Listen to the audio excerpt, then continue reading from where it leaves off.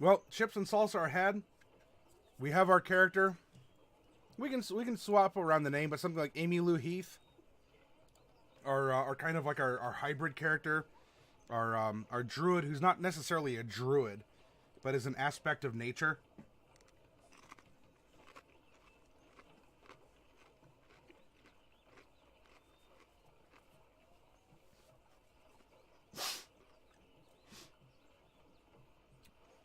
So, with her now, we can go through and pull elements of our character, where they live, the things they've experienced, as we now go through, and with our workshop here, let's make a settlement. Let's make a region in which these people can operate. A campaign setting. It could be an island, a city, just a province. Landlocked on the sea. I don't know. We'll find out. And we can do so with this reference page that we have over here. Now, this means, class, not only are you going to need the player's handbook, you're going to need the Dungeon Master's Guide for this part, too. Oh.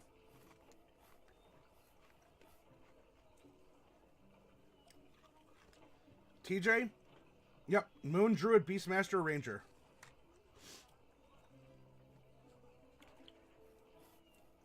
The concept we made for that character, TJ? Oh, I love it. I mean, I made it like we did it on purpose. Random number generation, but I love this character.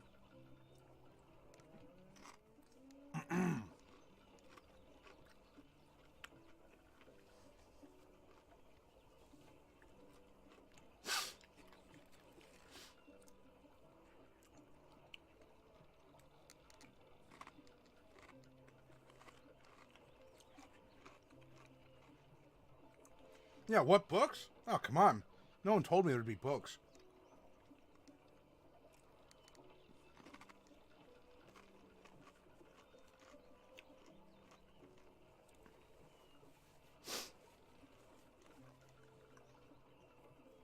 All right. I'm chewing away here.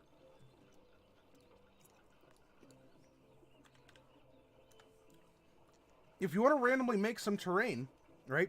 An area for adventure, whether it has a city or some other settlement, or just wilderness. Pardon me. So I have to be very cautious because, again, in the aftermath of my flu, the final FU to me was blowing my nose so much it gave me a bloody nose. So I have to be very careful. And I also forgot my pitcher of water. Oh no. Fortunately, this is only a medium salsa, so I can tank through it, even if I do get a rosy blush to my cheeks.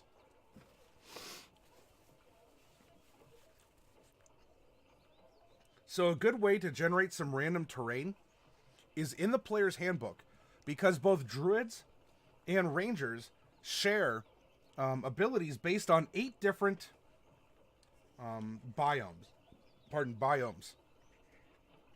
And so if you're generating terrain, if you do so along the lines of allowing these classes to interact in those areas, then you have, as a DM, something solid that you know where the boundaries of these abilities can work. And you're not necessarily pulling, I don't know, like a weird fast one over on your players.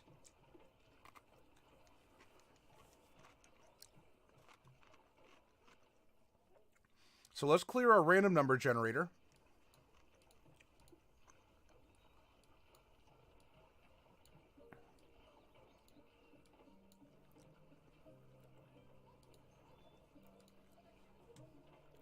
Bring this back up. All right, so we're on page 68 of the player's handbook, and we are going to roll a d8 twice. And these are going to represent the two, like an intersection, 2 different natural terrain types that'll be prominent. Does that mean that if we roll Arctic coast, that we can't have a mountain? Of course we can have a mountain. We can have whatever we want. But primarily, the area in which our settlement or our region, our province, or whatever is going to exist are primarily going to feature these 2 aspects. There could be a forest. There could be a forest at the base of a mountain. It may not necessarily be huge or again, the major aspect of this area, but they can still exist.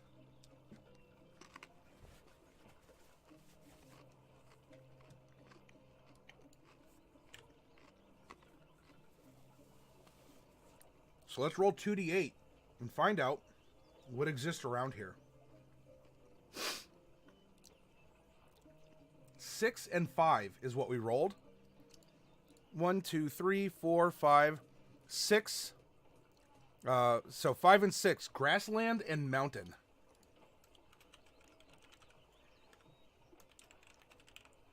There we go.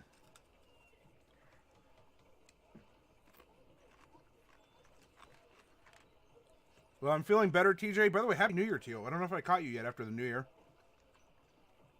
Christmas through New Year. Absolutely felt horrible. Bad case of the flu. Didn't have to go to the hospital, but a couple of those days I was really just bedridden. Coming over it now, mostly energetic. You know, some sniffles and other symptoms, but over the course of things, just something here got angry, and if I blow my nose too hard, it'll...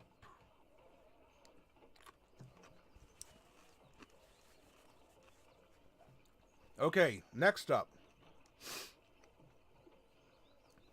Let's go to our Dungeon Master's Guides and page 17 as we look at a government style to rule over the settlement that we're making. So I guess it's technically 18, but settlements begin in that area. Let's roll a percentile die and consult the chart here.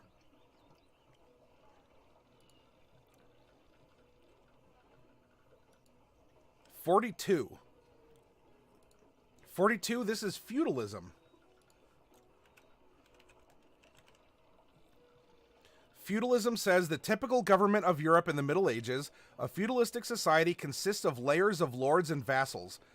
The vassals provide soldiers or scutage, payment in lieu of military service, to the lords, who in turn promise protection to their vassals.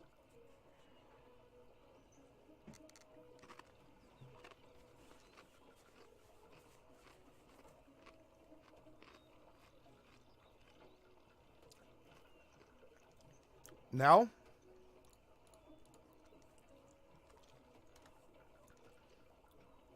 let's go to the mapping a... Okay, gotcha. So, Happy New Year to you, TJ.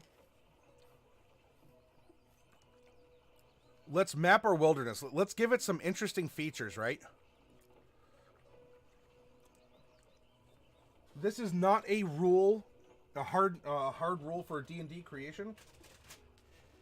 But any particular city or region, or even if you're making an entire country, I like there to be, on any creation level, 3 interesting aspects. Geographical, man-made, just something interesting about the area that sets it apart from just being a mountain, grassland, open area.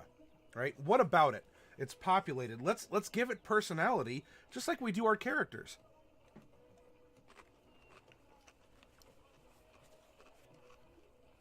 And fortunately, the book provides you prompts for that.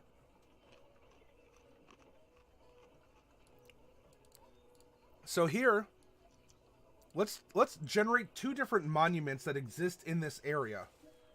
Because this is going to help us determine who lives here. What do they do? What's important to them?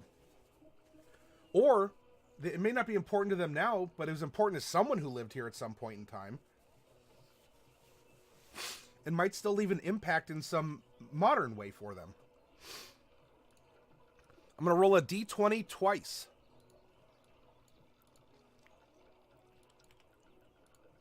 $12 and 19.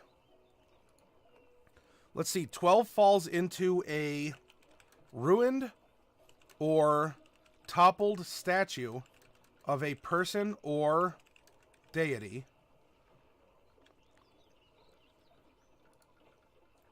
And our second number was 19.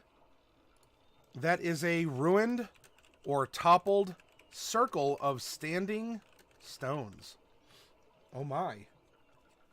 Maybe I know how our druid came to be. Our druid, quote unquote.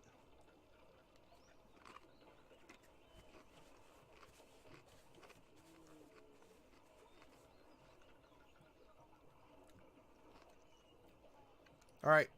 Let's go odds or evens. Do we have a person or a deity? I'm going to roll a d20. Odds. So this area has a ruined or toppled statue of a person, as well as a ruined or toppled circle of standing stones. I guess they're not standing anymore, are they? Or at least some of them aren't.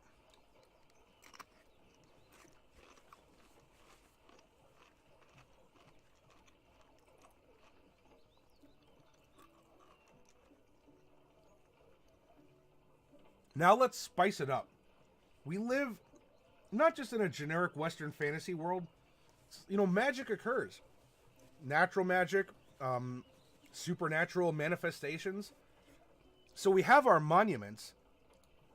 Let's put something weird in this area. And that is going to be another D20 roll. 16.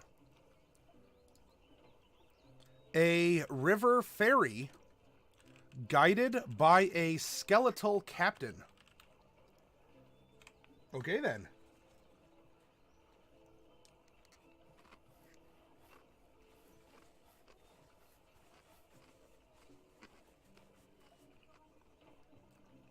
This is going to be a good prompt.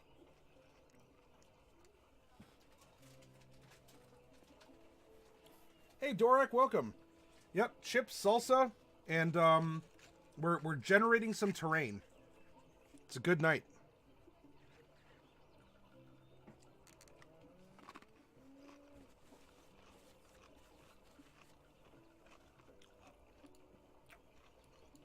I'm gonna roll 2d10, and we're gonna find out what are the two major races that live here, and which one's the dominant race, and which one's the large minority race.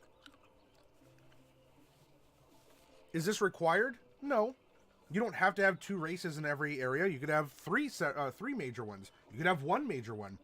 You could generate wilderness where there are no predominant races that live around.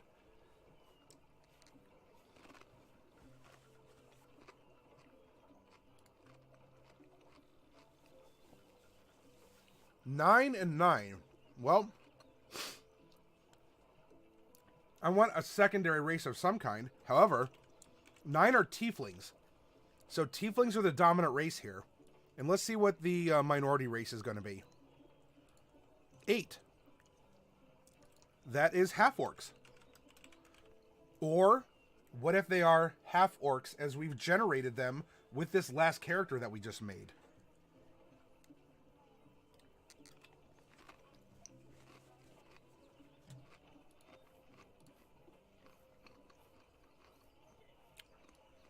Eight and 9, half-orcs and tieflings.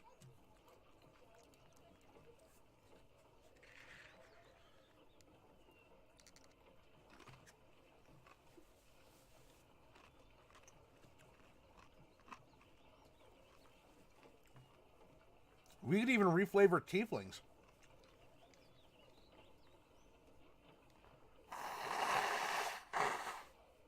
Pardon me.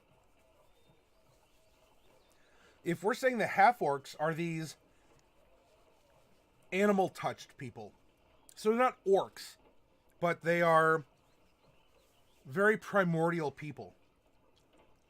Manifest fangs, or the pointy ears, or, you know, tufts of hair. Kind of like an orc. What if tieflings aren't just descendants of fiends? What if they're people who, instead of being touched by nature, are simply touched by the arcane? And so the arcane also affects their features. So everyone who lives here is human, I guess, in some way. But maybe the tieflings who live here are explained not by fiendish ancestry of you know, devil or demon blood intermixing. Something in the area is just simply changes maybe some people, or you know, or afflicts people in different ways. So it's actually normal, but things happen.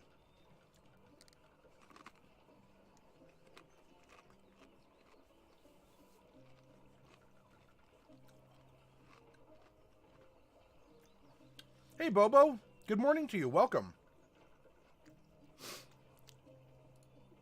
All right, let's scroll down.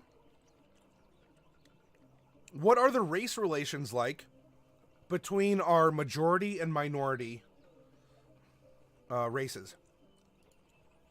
We're going to roll a d20 and find out.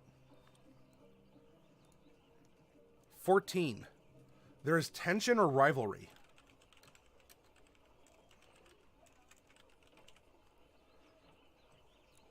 The ruler of this area, what's his or her status?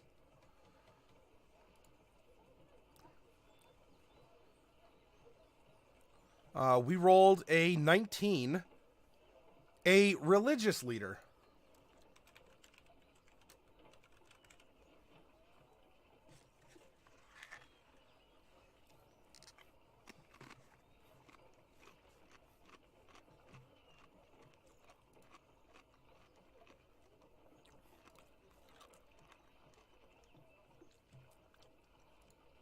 The notable traits of this land. Also our d20 roll. We rolled a 4. There is a large fortress present. Okay. Hey, we're getting good prompts, and you know what? We're going to be able to map this out really well and really come up with some cool cultural concepts because of these prompts.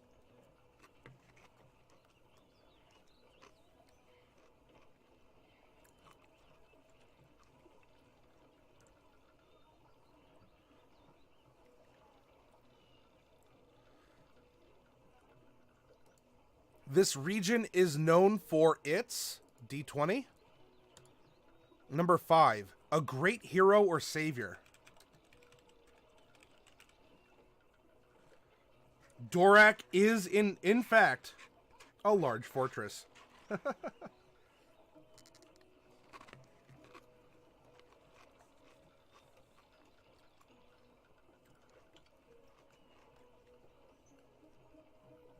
Dorak the Fortress. Fort Dorak.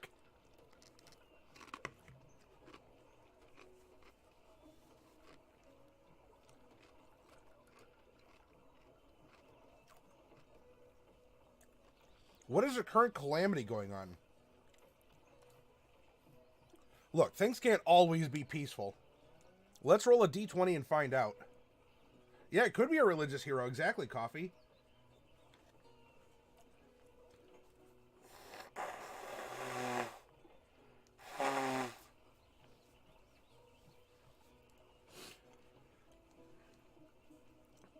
And we're definitely going to fill in these details after we generate these prompts. I mean, keep thinking, keep strategizing. And what's currently going on in the area that has people worried? Number 2. Uh-oh. A new cult seeks converts.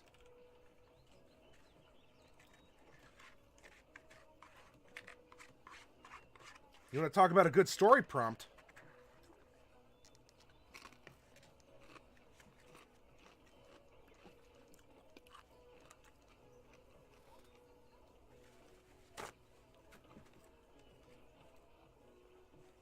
Please name a fort after you. I'm sure we can work the name Dorak in somewhere.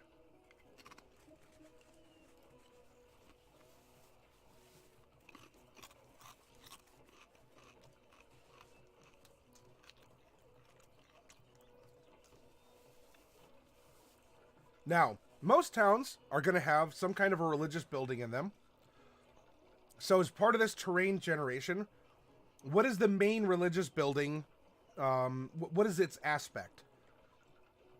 And you can find that here on the bottom of 113. Let's roll a d20. We rolled a 19. Uh-oh. There is a hidden shrine to a fiend or evil deity. Well then. Maybe that's what the cults are about, huh? Grace of Darkness. Hello, welcome. Thank you for joining us for our conversation, our workshop. If you have any questions, you're welcome to ask them if you have stories to share. you're welcome to do that as well.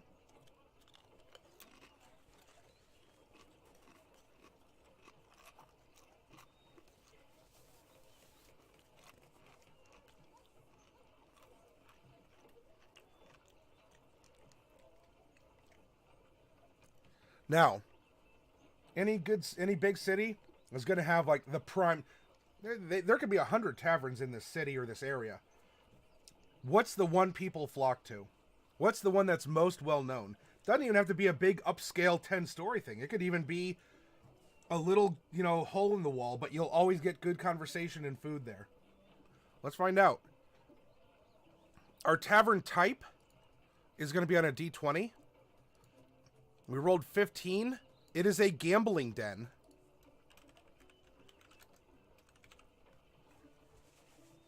And the name of our tavern is going to be generated with 2d20.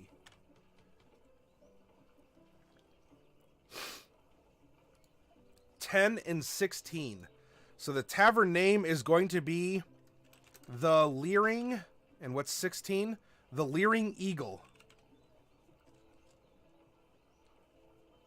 A gambling den named the Leering Eagle.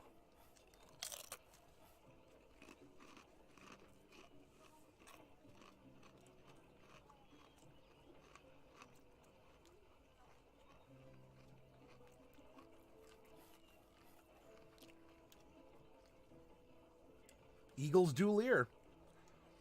So you can imagine, probably the shingle that they have out front might even have like a wooden eagle perched on it, just looking down at everyone who walks in. Shlomo, there could be statues of eagles inside watching the tables for security, right? Maybe something magical, like some sort of scrying or whatever is an observational spell, some sort of divination to make sure people aren't cheating. That could very well be.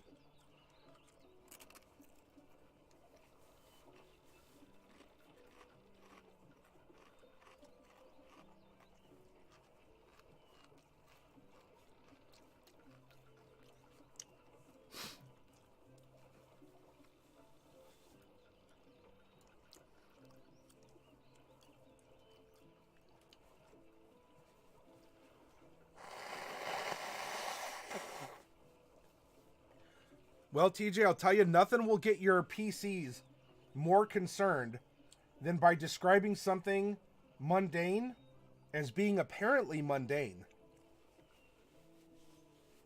You enter the casino, and there are these statues of birds lining the perimeter of the roof.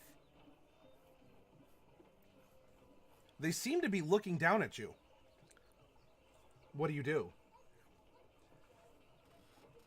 They're just statues. They house a clairvoyance enchantments for security cameras, and it's someone's job to keep watch. That could very well be Coffee Cat. If we're talking about a magically infused area, right? We said half-orcs are the minority race, but if they're half-orcs like the half-orc we just generated, then really, they're people who are influenced by primal magics. We rolled tieflings as the dominant race. Are they tieflings as per the book, or do we want to stick with this concept that they're people who, instead of being touched by primordial magics, have been touched by arcane magics or some sort of fiendish, otherworldly magics? And so it's affected their appearance in slight ways. So the half-orcs are humans who have slightly animalistic features. Larger teeth or fangs, tusks, pointy ears, patches of fur, or like just really thick, coarse hair. Maybe they're a little bit more muscly, that kind of a thing. And the tieflings, quote unquote, that live here could manifest little like vestigial bat wings, or other things that might be arcane. Maybe it doesn't really function, but they have a third eye on their forehead. They have two normal eyes, but the third one is sort of that tiefling solid color. And maybe they're instead of patches of fur like what the half-orcs, quote unquote, have, they have skin tones of purple or silver or things like that. Maybe their blood is different colors. So they might have a violet skin, but have an almost silvery blood flowing through them. They're normal otherwise, but because of these manifestations that are afflicting the humans who live in this area. Dork says, I'm always a fan of the taverns where there's more than meets the eye. Well, there's going to be some... It's not a famous place for no reason at all. Whether it's mundane, magical, or a mix of the two, that's part of the adventure is to find out, isn't it?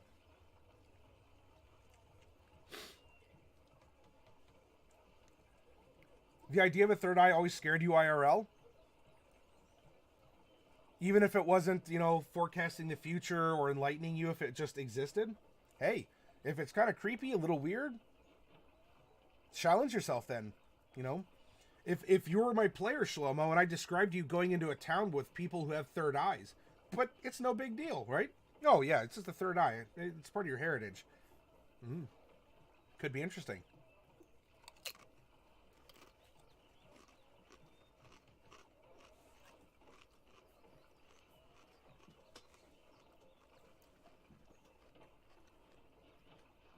Now, let's see.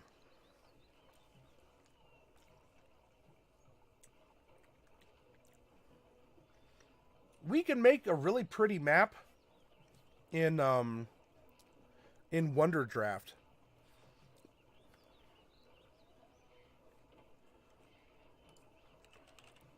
But you know what?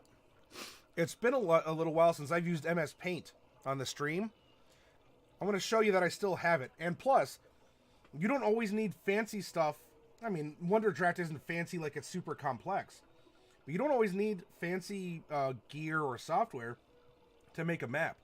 Why don't we give a very basic idea map with MS Paint?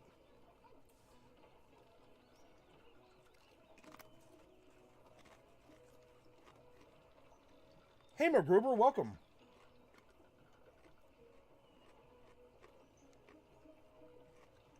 Very alien to you. What if that's our next evolution, though, Shlomo?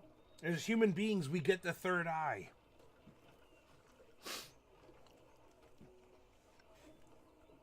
And hello, McGruber. What do you want to be kidney bean shaped? I was thinking the mountains. Maybe this place kind of exists in a crook of mountains.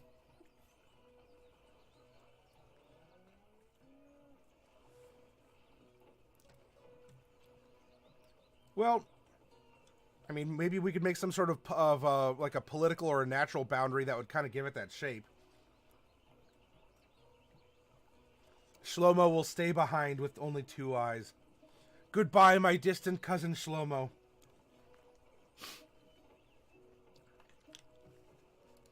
All right, let's go to a nice generic mountain color.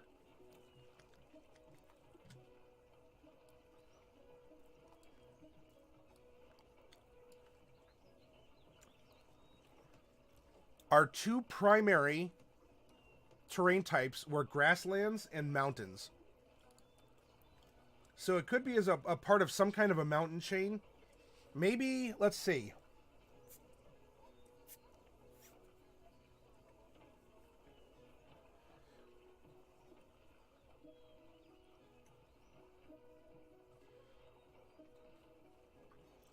I kind of like thinking of the town as being in the crook of a mountain.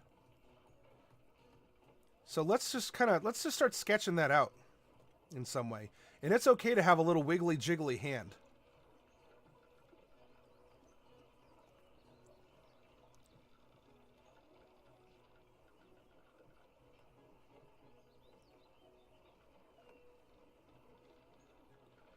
All right, so the mountains kind of continue down this way. And the mountains, there's some sort of like a natural pass. Maybe that exists right here for some reason. Something broke.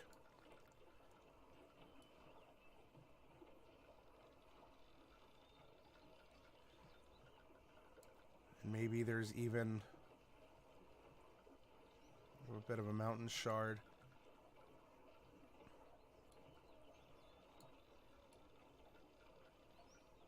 Like this. Okay.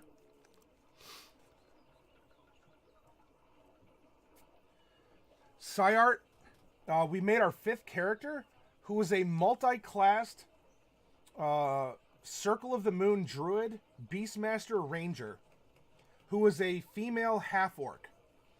And as we were generating these aspects, with the background of a noble or a knight, neutral evil also.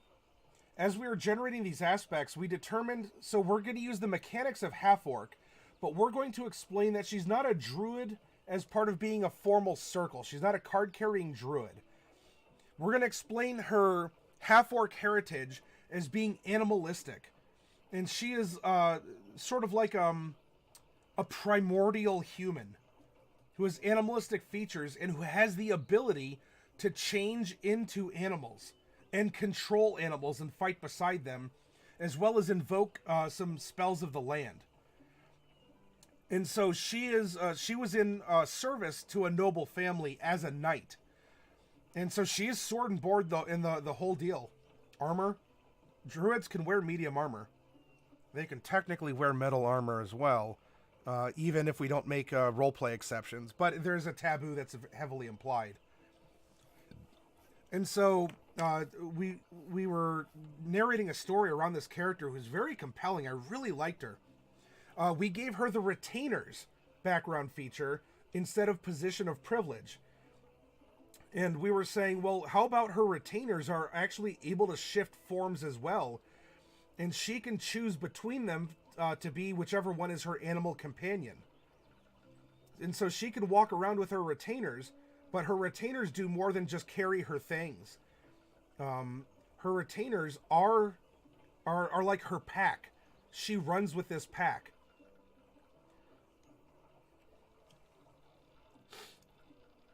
Has a lot of mountain grasslands? Yes, indeed, MacGruber. Those gauchos have to have something to do. This mountain is a crook, says Dorak. So we can do a little bit of filling in now.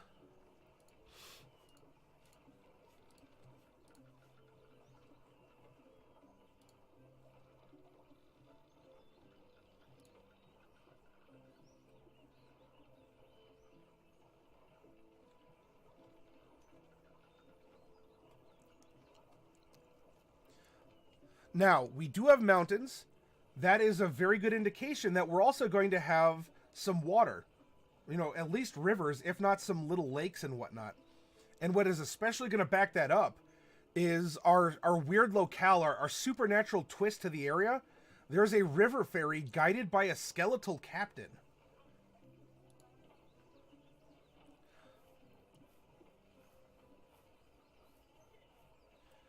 Yeah, and so in this case, we just explain druid as a form of, inherent lycanthropy for this character. So she's not in a circle of druids. This is just a manifestation of her midichlorians, or whatever, right? An equivalent. She was born of the earth and its spirits, and animals and plants and such. And it's influenced her. If I was going to get across a river, I'd be down for a skeletal captain.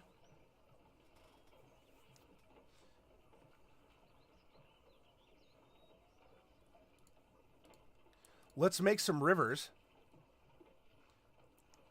In fact, let's see. This is probably going to be a peak up here. Why don't we have a river that can flow down, maybe through the town? Ooh, let's do this. All right, let's make a lake that is kind of going under the mountain a bit. Like this. It's kind of existing at the base a little bit. And it spills out a little bit into this crook or this cove. Here. That the town is built upon.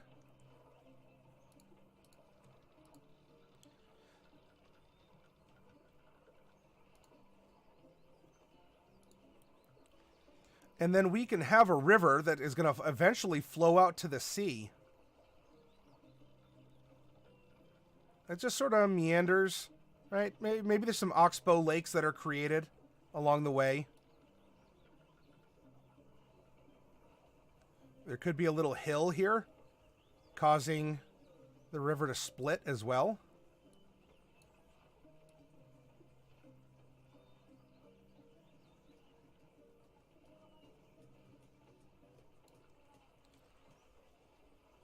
We have another one that's flowing up and out this way. Just fill in the map. Have fun with it. These are your rivers and tributaries. You take them where you want to go.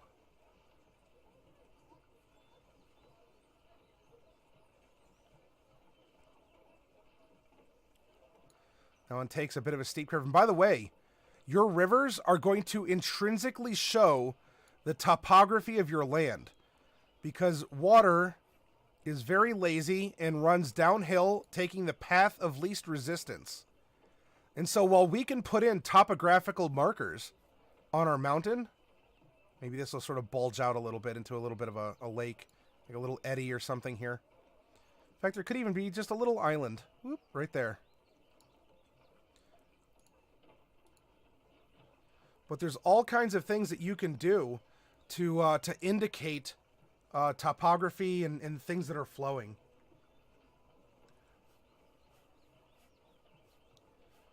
And let's even have... It could even be more of a built canal, and we can indicate this with some straight lines.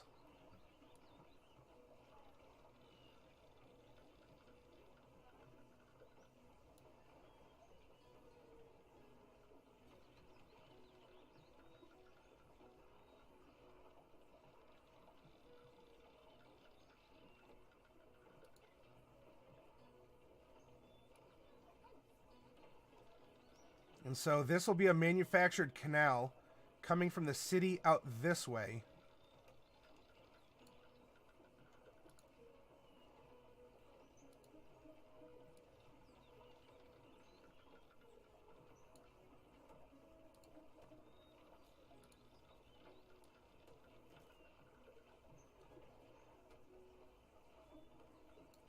And it'll do so because we can have this intersect with maybe some kind of another little lake or the like. A lake or the like. That exists.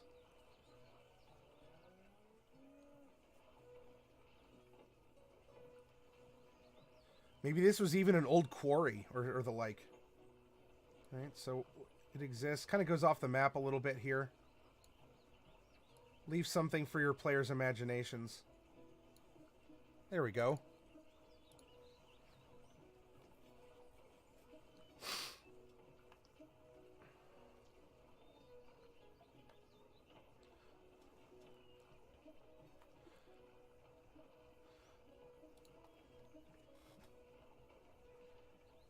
Can we do a different green? I will be putting in a darker green to mellow some things down, MacGruber.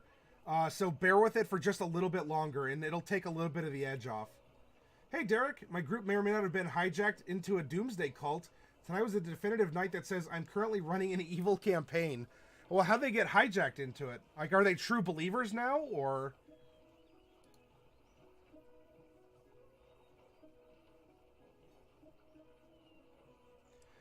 Shlomo, you said that's why you don't like the Kingmaker. That's the Pathfinder game, right? It has water that goes uphill.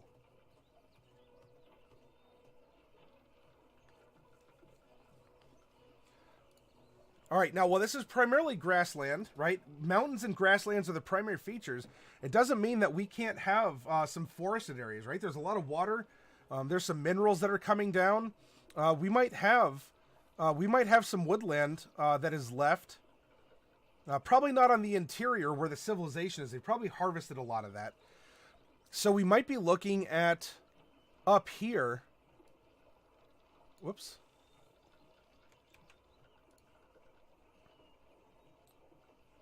Let's see. This is going to be like a natural mountain pass. So it probably kind of comes down. It might even hug the lake a little bit. Ride the lake up. In part.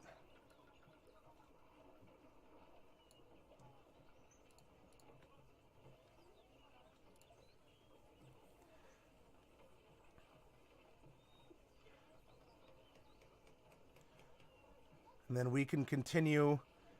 We can put in a little forest kind of hugging the base of the mountain. You know, water's kind of percolating down the side. Here. And we can even make that little island filled with trees.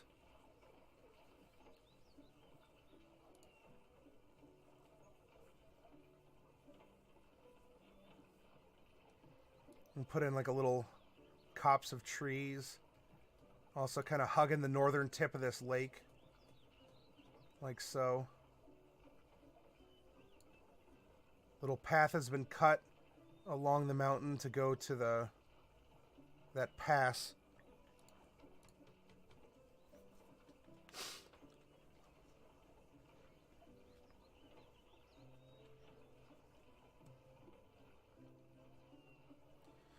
All right, so now on the interior, we want to say that this is the develop the city, or this is the area in which we have, we have cultivated a civilization. And so maybe they've made a wall here and a wall here.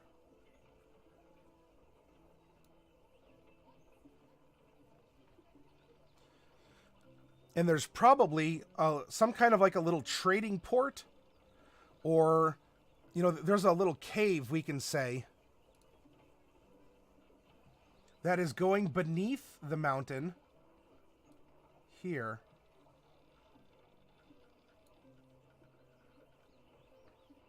And probably, let's say it splits here and here.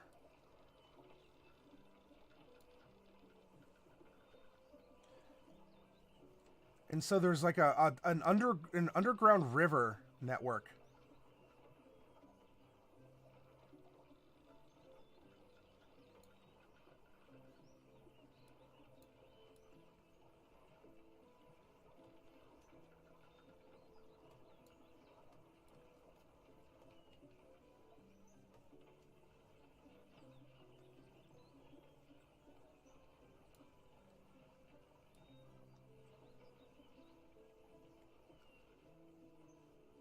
There we go.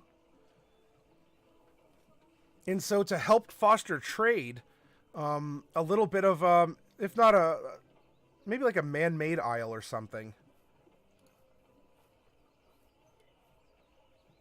has been developed on the outskirts here of the tunnels.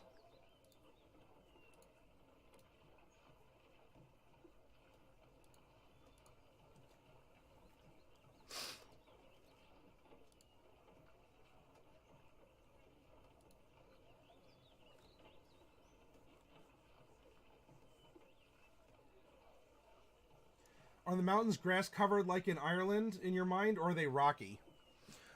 Well, because we're fusing the two, I don't mind having, you know, sort of the foothills also covered in grass going high up until you get to the very peaks. You know, which could have a little bit of frost on them too. Not everything has to be, you know, Mount Everest. But for the purposes of making the map, we can say that, you know, definitively, this is where the mountain begins to rise. But there's nothing saying then that we couldn't, we couldn't indicate with some topographical lines. We couldn't come in and recolor some of this with those lines to show that it's more of a gentle, like the earth has been pushed up, but hasn't been so violently thrust into the sky that you don't get trees or grass that's growing up the sides of them. That's not a bad idea at all.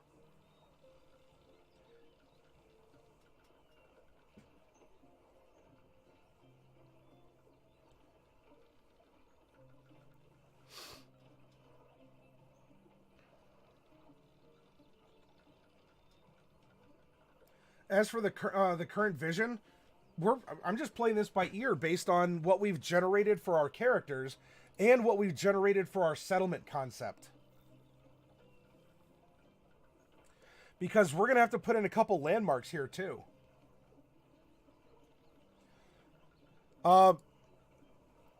I like using paint. It's easy. It's accessible. Everyone should have it. Though I do also use Wonder Draft. I've used Wonder Draft to make maps the last couple times, and so for tonight I said, well, let's go back to paint and give it a go. And it's been a while since we've used MS Paint to make a map. I find that it has bold colors, and it can make maps that are very easy to read for both DM and for players.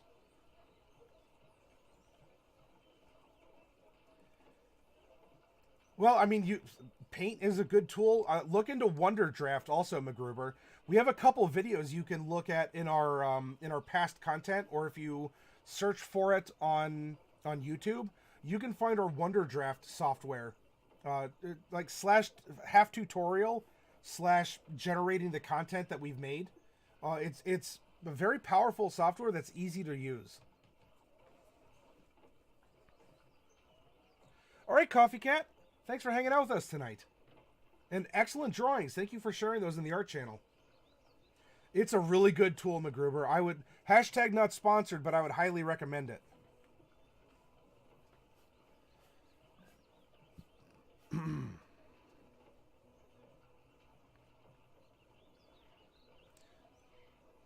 Maybe for our black tunnels here, I can use something different, because we're going to put in our topographical lines with black. There we go.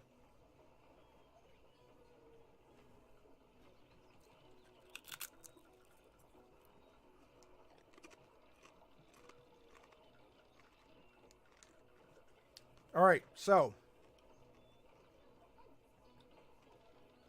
basic concepts. Don't over-engineer it. You can always add detail, and you can always add detail on the fly if you're a DM explaining something. I think we have a good base for an area that predominantly features mountains and predominantly features grassland, right? Because just as MacGruber was saying, well, you know, these mountains can really be grassland building on top of it too, and there's nothing wrong with that. Just like we can say, well, this doesn't have to be a dense forest of hardwoods like oak, or a coniferous forest. This could just be, you know, it's more forested than the grasslands, but it's not some 1,000-year-old ancient, you know, hardwood, densely packed jungle or the like. This could just have more trees than what the surrounding area does.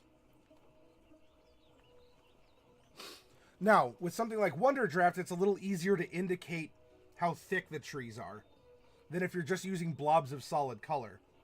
But if you want a quick and easy reference for, okay, there's more trees here, there's more open land here, this is a good way to help represent that. Yeah, adding the flavor, you could do it on the fly, especially if, I don't know, during table talk before your session starts. You know, one of your players says, oh man, I was looking at pictures of Colorado. You know, I didn't know that the mountains were so beautiful out that way. You know, here, take a look, flip, and then, you know, passes pictures around, and everyone's like, oh, that is really cool. All of a sudden, you as a DM go, Colorado, huh? You like those mountains? Well, it just so happens the area you're going to has these painted mountains, these colorful mountains.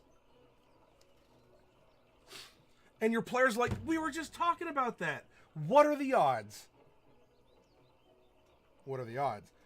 You know, you as a DM might not be out anything, but you've engaged with your PCs.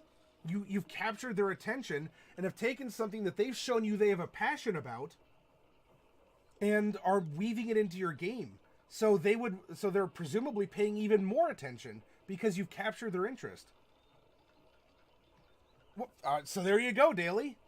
You're very welcome. You know, I hear there's a couple mountains out your way, and, you know, they've made a name for themselves.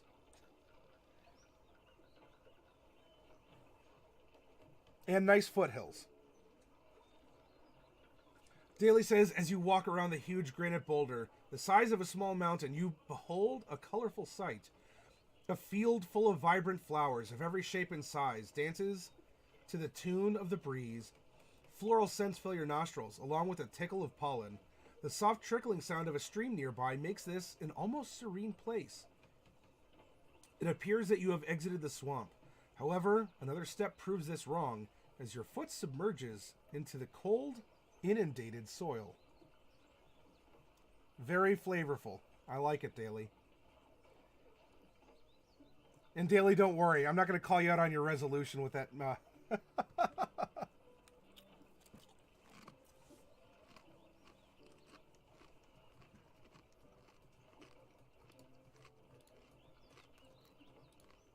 Whoop.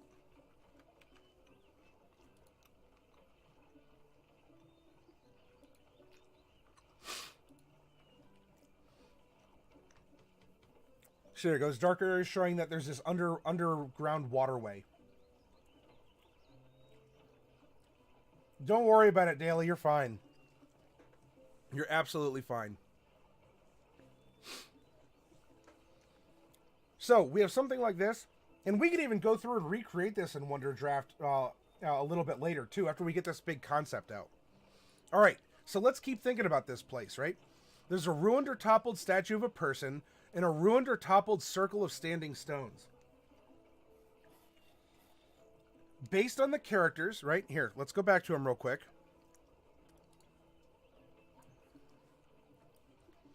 Right, we have our two paladins, one of devotion and one of vengeance. So there is a strong faith, and you know what? This place is led by a religious leader of some kind. So faith does have a hold in this community. Well, we have a forest gnome. Well, I mean, there's a forest she can come from. We have these I think we made 2 variant humans. Yep. Well, obviously something's in the water if we have these half-orcs and tieflings. We also have a mountain dwarf, and that could be easy to come by as well. Who's an acolyte. So we have 2 paladins and an acolyte rogue thief. Definitely this prospective game that we'll continue describing into next week. We have a very religious themed organization or a campaign that can go in that direction. We have a monk, so there's a monastery somewhere that's teaching these people how to do something. Way of Shadows like a ninja. I mean, a rogue thief could be kind of like that. 6 to 1, half dozen of the other. Is Duggan Gladstone and Lam Ichan kind of 2 sides of the same coin? Are they both out of the same monastery? One is very overt in communicating with people. The other is very covert in operating with people. And then lastly, we made this half-orc with this concept of you're not really a half-orc, you just have this primal blood in you that's giving you some animalistic features.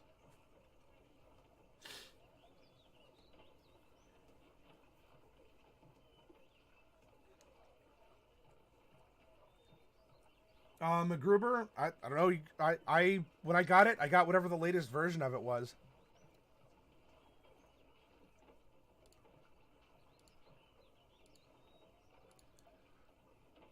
So we have a guild artisan who makes wooden barrels and the like.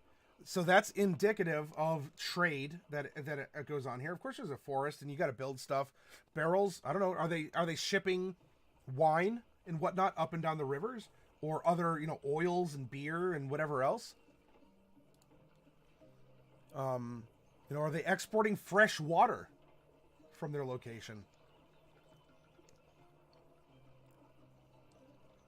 Then we had our Spanish forest gnome here, Palanca, who used to be a highwayman. Well, there's a pass here, or depending on the scale at which we're making this map, this could be a very miles long underground waterway. And so maybe she worked by raiding merchant vessels going through the waterway.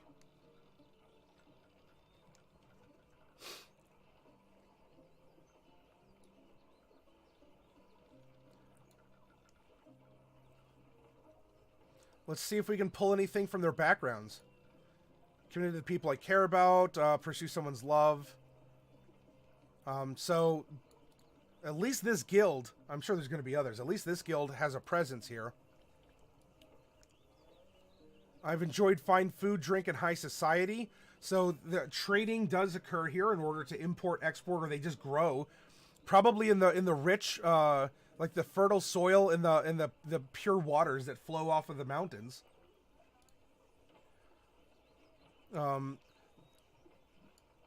The temple where I served, so there's going to be an important temple. Maybe this is even the temple that the leader comes from. This is a feudalistic society as we've generated, but that doesn't mean that the church can't own land, because I'll tell you, at one point in time in history, the church owned the most land.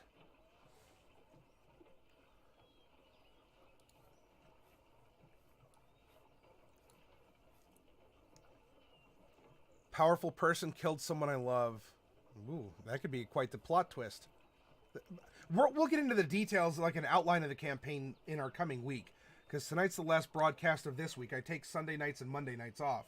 We'll come back on Tuesday for a broadcast game, and then Wednesday through Saturday, we're going to develop this more. We're going to create NPCs, we're going to create villains, and have a lot of fun.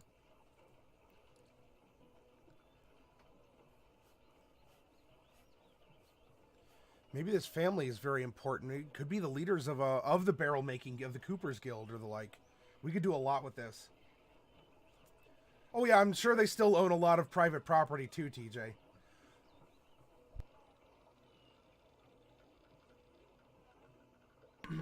There we go. Hey, I caught that one. Yeah, there could even be a walking path. There could even be a cave system. If it doesn't go along the path, it could even deviate, and there could even be a manufactured tunnels that could even go out to the pass, the natural pass between the mountains.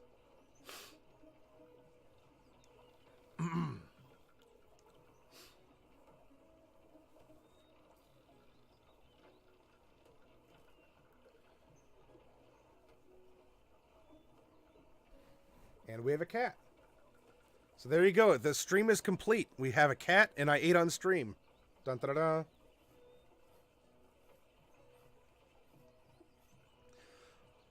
So now that we've generated, though, some other details, right? There's this ruined or toppled statue of a person. Who was this person?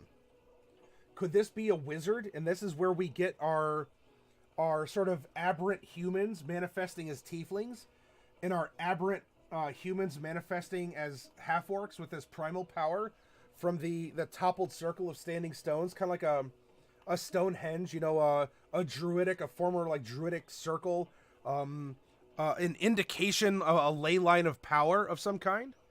And if that's the case, we can start, I'm talking over my cat, we can start indicating where these things exist. So if we have this wizard, very important person. Now, why hasn't it been restored? Maybe people have tried and it just never has. Maybe there's superstitions, or there is just supernatural occurrences that happen around it. People might consider it haunted. Pardon.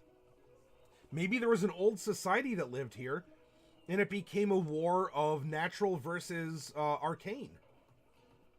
And the war ruined everything and kind of left its mark in the area with these lingering magics that manifest in people in different ways. And so it could be like a one side and the other. You know, over here, since this is more the natural course of things, maybe this is where we can put our statue, our toppled statue to the wizard. Or, I mean, it doesn't have to be a wizard, to a person that existed. And so we'll put a star here. We'll make it orange to stand out. Or actually, no, this would be like the circle of, this is more natural. This would be like the circle of stones.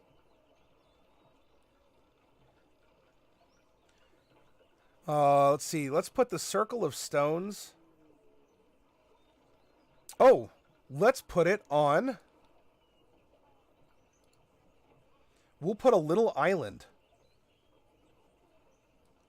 Kind of in the middle, right here, right?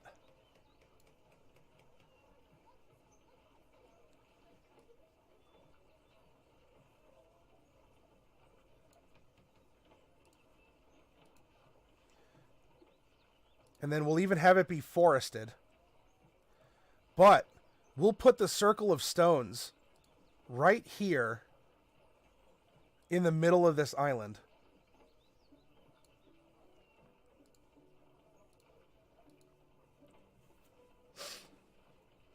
However, maybe the person who's practicing artifice or arcane magics or the like was on the other side of the mountains.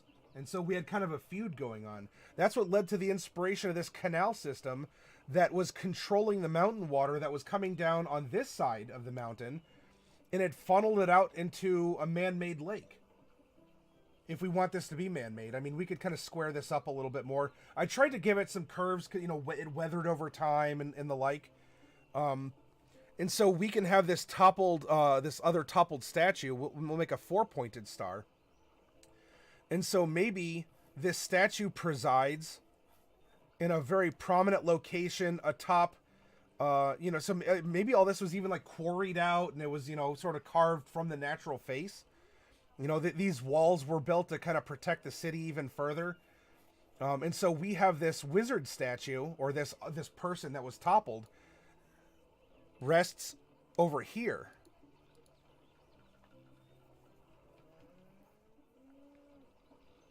Hey, Victor, welcome.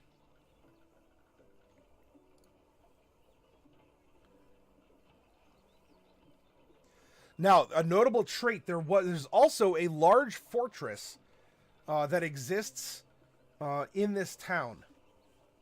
And this fortress could have been built as a result of this former tension, whatever it was.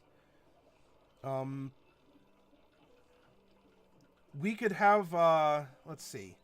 So the fortress could be, we have like a monk monastery. We have this place that's on high. It could be like, we could place it in the mountains even. Or have it sort of scale up the side on the interior. Or you know what? It could be remote. We already have these, you know, the walls are looking out over here. We have these two ports that are kind of choke points. What if we put a fortress on the map?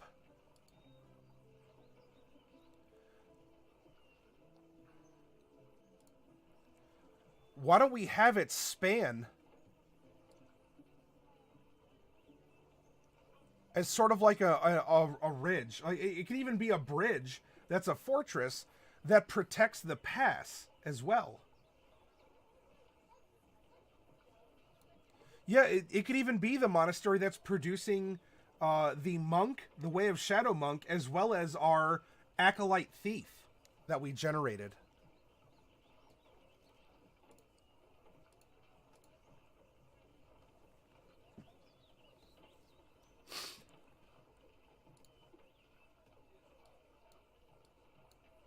There we go. Just to kind of show that it's spanning over. And so it's a choke point. They can access either side rather quickly. There's probably like a tunnel or some direct route they can take if this fortress needed to come back down the mountain and into the city.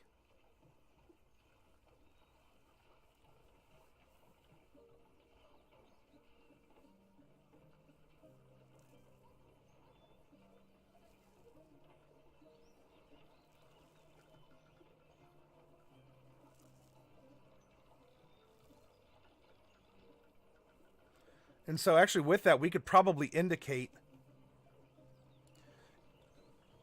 that there is a sort of a natural tunnel system.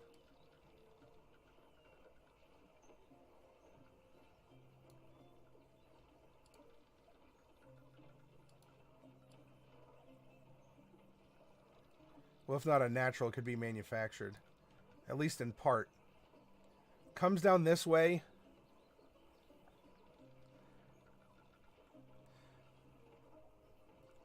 See, if they've built a tunnel system, they probably have it also. they could have it come out to this sort of like manufactured island checkpoint.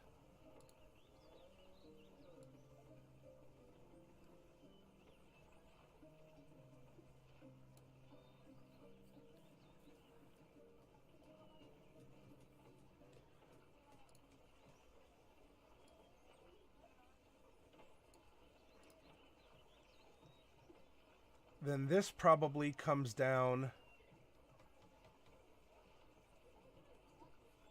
We'll bring it down to here. And to be able to access the outside a little bit more easily. See, if people are already starting to enter through the forest, we can have it split off right here.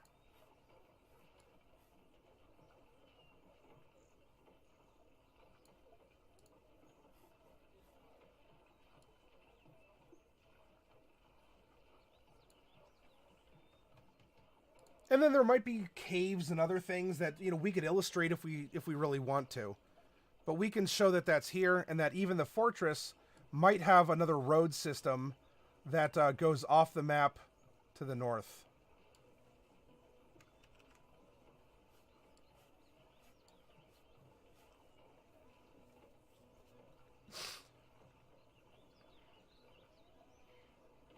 And there could even be other escape tunnels and things that are made through the mountains. In order to trade, maybe, because there are dwarves to the south. And so this is the only road to be able to reach the dwarves. Oh, I guess that one's there. That's fine. We'll move it. Oop.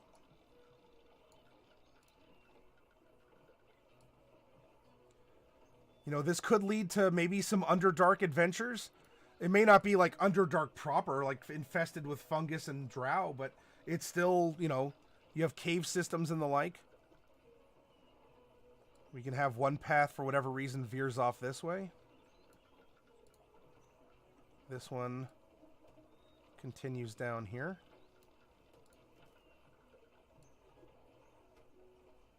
In fact, ooh, let's do this. There could even be a dwarven, like a trading post that exists like right here.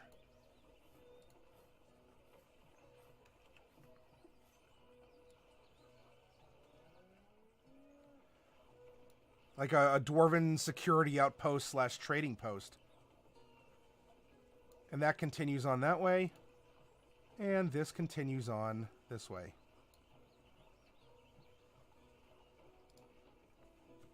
Look, let your imagination go. Have fun. This could even be an extension of the fortress. It's just the fortress south, but it's underground.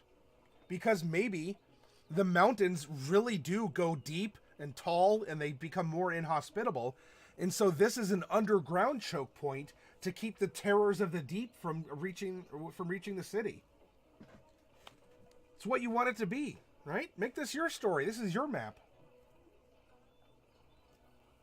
Hey, well, I'm glad then that you know, this could be hopefully adding some fuel to your imagination, Victor.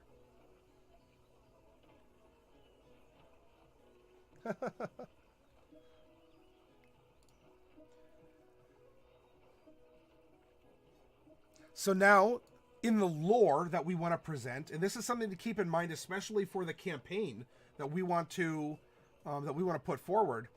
There was a great hero or savior that was known for this town, and maybe it's debated between the great hero or savior could have been one of the representations in either of the notable locations. Or what if it's a myth that's been passed down?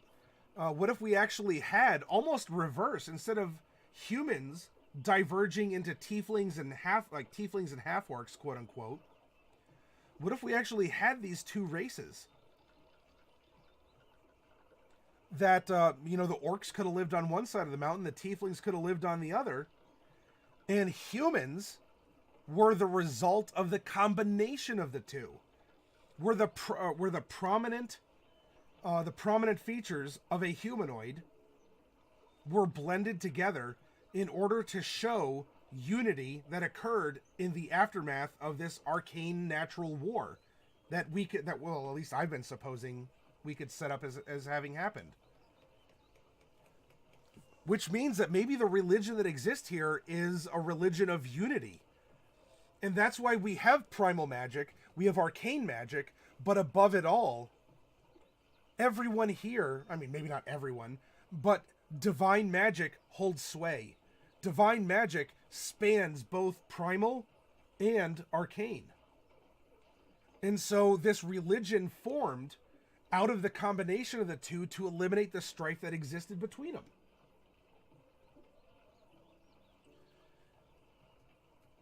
And so that's why we have humans that exist, but the tieflings, quote unquote, the half-orcs, quote unquote, have these vestigial powers or these vestigial cosmetic effects that indicate the differences in heritage, but yet the humans are actually the convergence of the two races and not a divergence of them.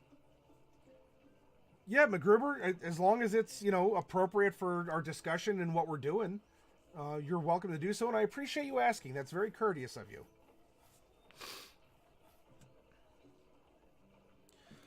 So, with that, actually, if it's known for its great hero or savior, it doesn't mean that there can't be a third statue. I mean, we made our 2 monuments, and maybe these are considered different. These are monuments because they are really outside the purview of the society.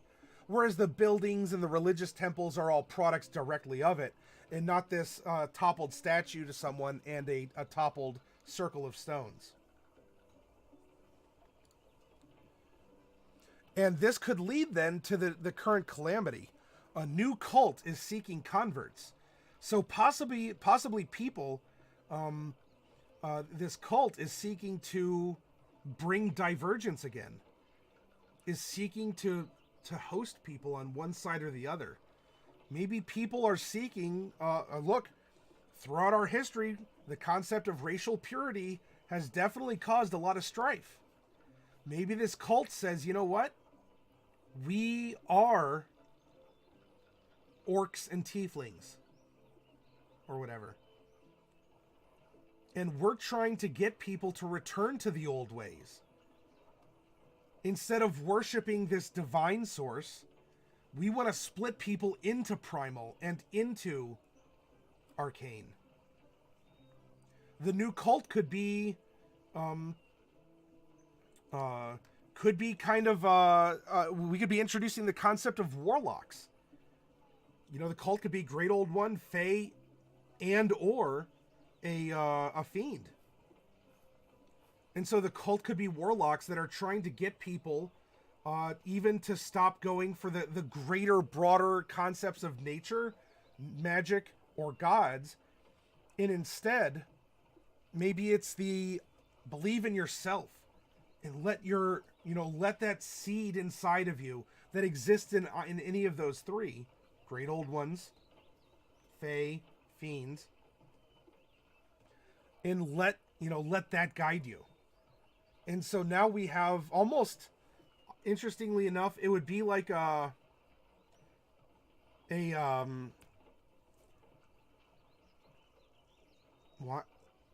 atheistic cult, right? It's a cult. They have their own practices and worships and faith, but it's to not believe in something greater, but to believe in yourself. That would undermine the new society, and it would undermine the old societies too, posing a unified threat. How about that?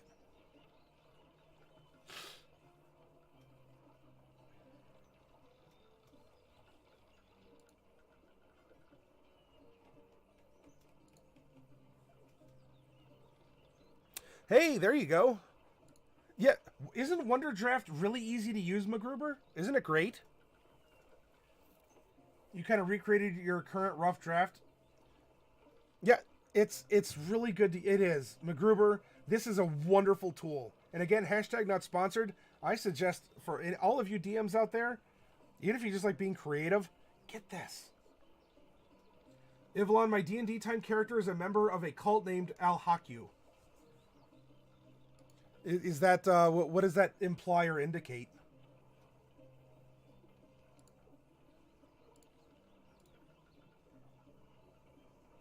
Hey, I'm glad I was able to turn you onto it, MacGruber. I wouldn't lead you wrong.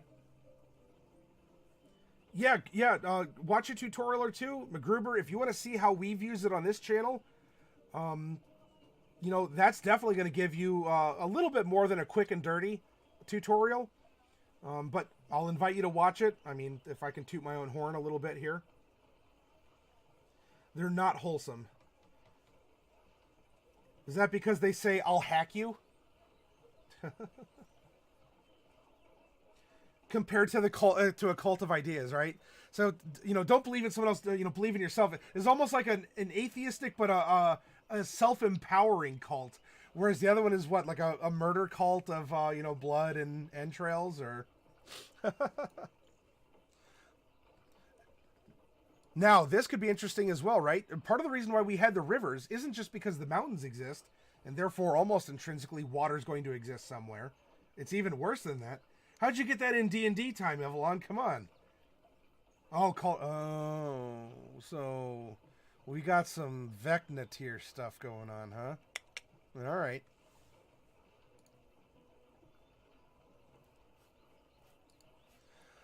But part of the reason why we have the river and this underground lake and whatnot, there's a river ferry guided by a skeletal captain. Who's that captain? Is that captain actually... I mean, maybe there's a myth around the captain, but is the captain actually the first human that came about because this is the person that brought peace? And so forevermore, you know, he's ferried people between the two sides. Maybe even dispensed a little wisdom. You know, might be creepy, but people just accept that that we have this ferry captain. We could come up with stories and mythologies. Maybe the ferry captain, you know, there might be a toll to pay to take the underground waterway. But the ferry captain never has to pay it. But also the ferry captain doesn't take anyone. The ferry captain might show up and take only the people that he or she wants to take. The cargo or the animals or whatever that he or she wants to take. So this captain is always allowed to pass and is always given priority, but so too does this skeleton work in mysterious ways. I don't know. This skeleton could become important, especially in combating this this cult that's on the rise in the city. The skeleton might be powered by people's faith, because that's the unifying force. And so by people losing faith, at least in some greater ideal, whether it's a greater good or a greater being or a greater existence, that could be threatening the skeleton, therefore threatening the peace and the serenity all these long years after this bitter, you know, one side versus the other war. Oh yeah, wasn't she kidnapped by the cult, Ivalon?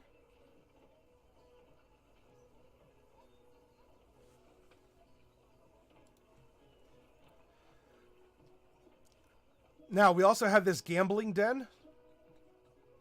The gambling den, let's see. So maybe gambling isn't allowed in the city itself.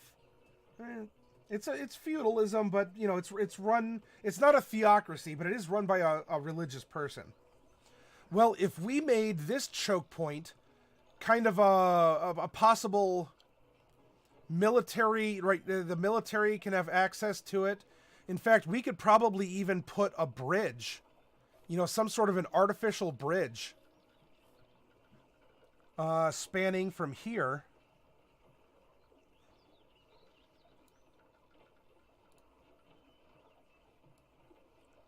What if this very popular tavern existed right here at the mouth of the other... I mean, so the trade can still come and go. There's probably some docks and warehouses and whatnot that exist here, but this is where the big, like the very popular place is. It's on the outskirts of town, you know, kind of technically not a part of the town, but it still is, receives its protection. But this is the big gambling den. It's on the water. It overlooks this island that has the toppled stones. There's a lot of boats that come in and out for, you know, more gambling and trade and all this. So why don't we put this the Leering Eagle? We can put the Leering Eagle. In fact, the Leering Eagle might even be a big statue that sits over top the tunnel, the waterway tunnel, that is the entrance and exit to the lake, and therefore into the interior of the town. And so the place was built underneath this statue. In fact, maybe the Leering Eagle is even considered to be part of this circle of stones. Maybe the old leader of the Druids turned into an eagle, and so he sat on a perch high atop the mountains over here and looked over the circle, which could be called the nest. Oh, there we go. It could be called the nest. And so this place just adopted the statue in kind of a secular fashion. Less regulations, more of a tavern unto itself.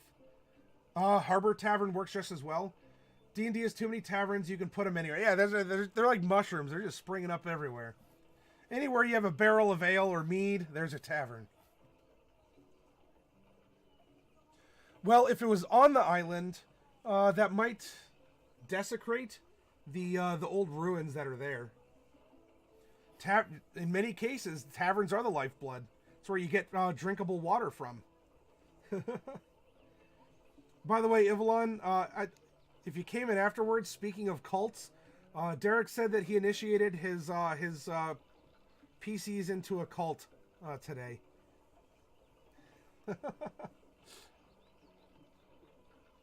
Ivalon says, so they taught your character many secrets, including discovery feature. The world is run by two nerds called Pete and Jeremy. They also taught her how to fight. McGruber says, what if skeletons walking around the civilization isn't an oddity, but unexplained rather, and the warlock cult is the reason for it that nobody is really aware of? Well, at least the skeleton captain, I think, should be like an ancient feature that has existed here for a while. But if you want the cult, like the warlock cult, to be raising skeletons?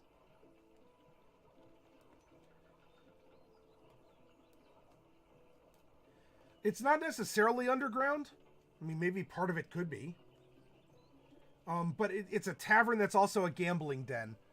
Like, it serves drinks, they have entertainment, but it is also known to be a gambling den. Also, we have to put this hidden shrine to a fiend or an evil deity somewhere. Where would they be operating?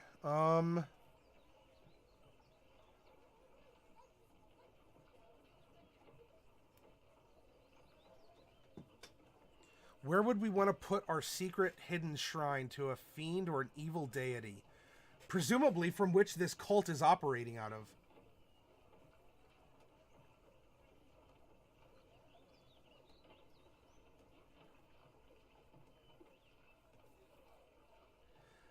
The skeletons might exist in the underground area. Maybe there's some sort of lingering magic that keeps them going. But, you know, they don't harm anyone. But I don't know, maybe they maintain the tunnel or something along those lines. That's not a bad idea, McGruber. I'm not poo-pooing it at all.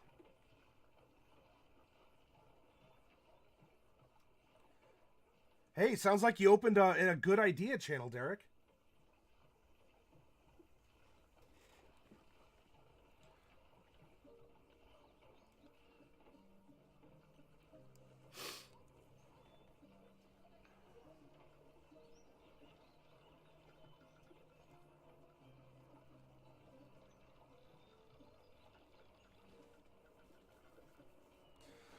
So if we still have this deity, or we could have it be like a warlock patron if we're discussing if we are discussing a cult of warlocks.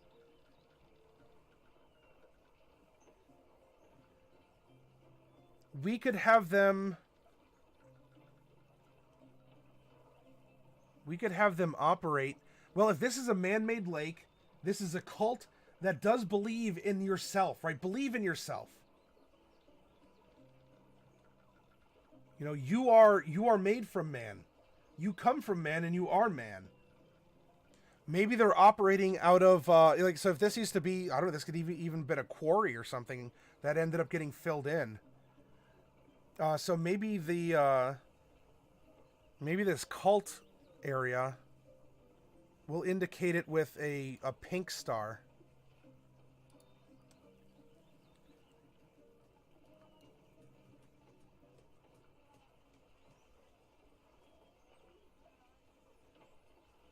Might be operating out of somewhere in the lake. There might be like a supernatural. There could be a tunnel. It could be a little island out in the lake. It could be even an underground tunnel. It could be a secret area that you have to go through the forest in order to reach. But we can have that. We can have that sort of fiendish cult or that locus of disruptive power coming from the man-made lake, which might explain why they can so easily get into and out of and even around this settlement.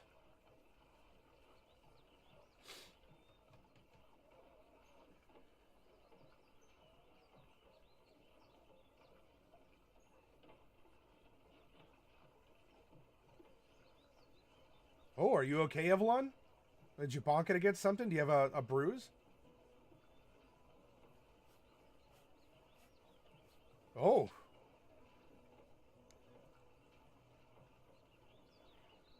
Are you okay, Evelyn? Oh, all right. Well,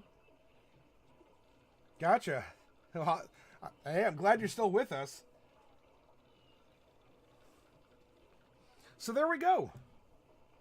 I think we have a cool map that supports our town, and a town that supports the 5 characters we've created.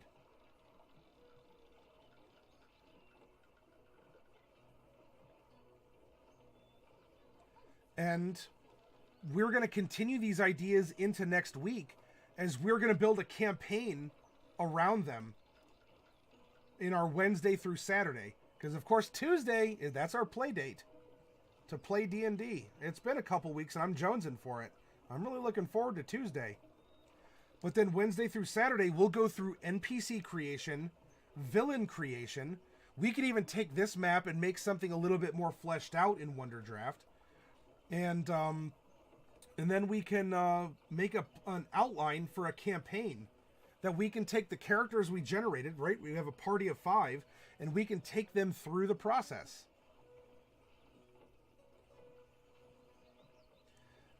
Victor, it's going to start. My ambition is sometime in February is when I open this up. But I have some work to do behind the scenes in order to get a system going, to be able to track characters and to be able to make sure I'm presenting things, to discover the rules that I want to open up and have people to be able to use, and also to find a day and a time that is going to work well for as many people as possible.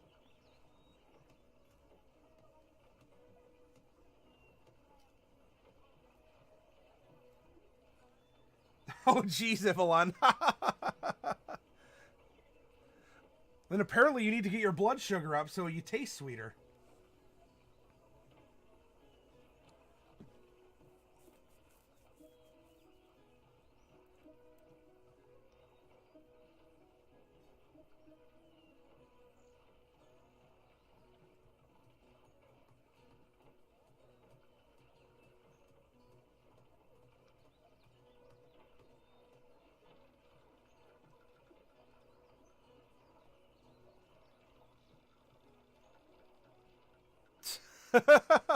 Jeez.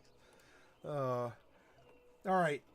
I gotta take like a 5-minute break. I have to refresh my.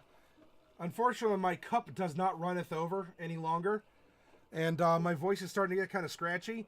So let's take 5 minutes, take a break. We can come back and still talk. We can tweak the map a little bit if we want. We can discuss ideas for characters, or if you want to flesh out more lore about this area that we're manufacturing. Again, all of this is the creation of random number generation. Isn't that amazing? If you just open yourself up to it, all the things that can happen, it just unlocks your brain. All right, MacGruber, have a great night. Thanks for hanging out with us tonight. Ivlon, you did not tell me about the new Carmen Sandiego series. But apparently it's coming to Netflix. I look forward to it then. All right, 5 minutes and I'll be back, everyone. Let's take a little break.